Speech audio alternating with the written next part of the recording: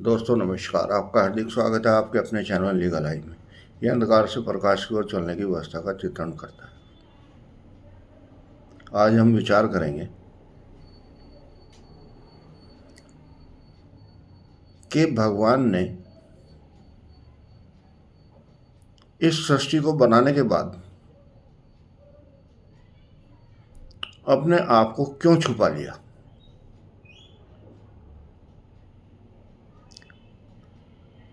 ये बड़ा विचारणीय विषय है कि हमारे जितने ऋषि मुनि हैं जो साधना करके गए हैं या जो साधना कर रहे हैं, वो ये कहते हैं कि ईश्वर है, लेकिन कहाँ है, किस रूप में, कैसे उसे आइडेंटिफाई करें, ये बताने में सब असमर्थ हैं। वो असमर्थ इसलिए हैं क्योंकि भगवान ने एक माया जाल और बनाया है जिसको हम प्रकृति कहते हैं।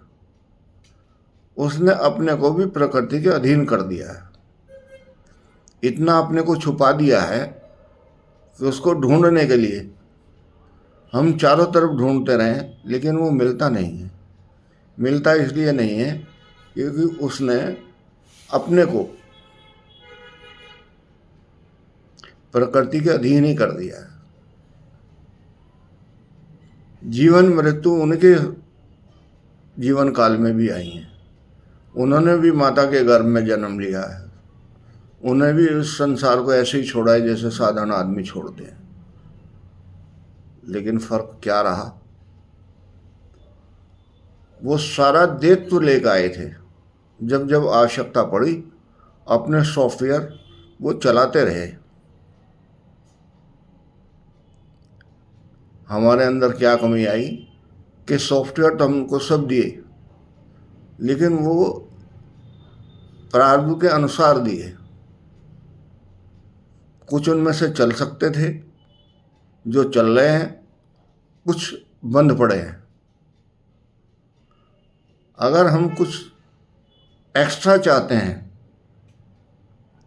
तो हमें उन बंद पड़े हुए सॉफ्टवेयरों को चलाना होगा, और उसे चलाने के लिए उसके मूल में जाना होगा, और उसका मूल है प्रकृति, और प्रकृति का मूल है ईश्वर, और ईश्वर को पाने का मूल है ध्यान और जाप। ये इतना विचित्र कॉम्प्लिकेटेड सिस्टम है कि इसको पहचानना साधारण आदमी के स्तर की बात नहीं है।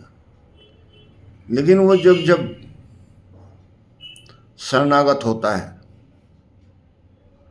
तब तब उससे कुछ न कुछ हाथ अवश्य लगता है। एक के बाद एक नया आविष्कार आ रहा है, ये साइंस वाले सिद्ध कर रहे हैं। लेकिन क्या वो पहले नहीं था? पुराने ऋषि मुनि बताते थे कि वो कहीं बैठे हुए वहीं से अपनी दिव्य दृष्टि से देख लेते थे। आज उसी तरह की एक टेक्नोलॉजी है जिसको हम मोबाइल कहते हैं, और जिसमें आप वीडियो कहीं भी देख सकते हैं, बशर्ते कि आपके पास इंटरनेट का कनेक्शन हो और एक डिवाइस हो। ये डिवाइस ईश्वर की दी हुई आपको देन है। ये जो शरीर है इसको आप एक डिवाइस मान सकते हैं, लेकिन इसका जो कनेक्शन है दिव्य दृष्टि वाला, वो तो ना आता दिखाई देता ना जाता दिखाई देता, पूरे ब्रह्मांड में फैला हुआ है। उसकी पकड़ असंभव है। क्यों? क्योंकि उसका कोई आइडेंटिटी नहीं जिसको हम कैच कर सके। लेकिन जैसे ही हम शरणागति होते हैं वो स्वतः ही हमें अपनी रेंज में ले लेता और हमारे कुछ ज्ञान चक्षु खोल देता है, या ये कहे जो हमारे अंदर सॉफ्टवेयर पड़े हुए थे उनमें से किसी उसको चेतन कर देता है जिसकी हमें उस समय आवश्यकता थी। और ये आवश्यकता ही लोगों को आविष्कार दिखाई देती है। कोई नया आविष्कार नहीं है। जब से प्रकृति ने इस शरीर को बनाया है, ईश्वर ने उसको प्रेरणा दी है प्रकृति को कि मनुष्य को बना दें, तब से अनादिकाल से यही मनुष्य बना आ रहा है। सभी मनुष्य के अंदर वही अंग प्रत्यंग है।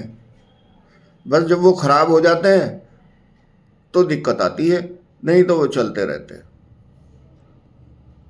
और जब वो खराब हो जाती है तो उसको ठीक करने के लिए भी ऋषि मुनियों ने बहुत से हमें पैरामीटर दिए थे, लेकिन कालांतर में हम उसको अडॉप्ट नहीं कर पा रहे हैं। और अडॉप्ट न करने का कारण क्या है कि हम कंसंट्रेट नहीं हो पाते किसी भी चीज़ पे। विचार ही तो है।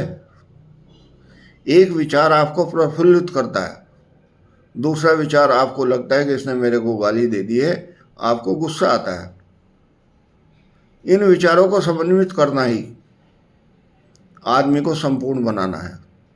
और उसके लिए हम शरणागत हो जाएं, ईश्वर से प्रार्थना करें कि हमारी भाषा बहुत अच्छी हो जाए, सुंदर हो जाए, दूसरे के हृदय में जाके उसके दरवाजे को खोलें।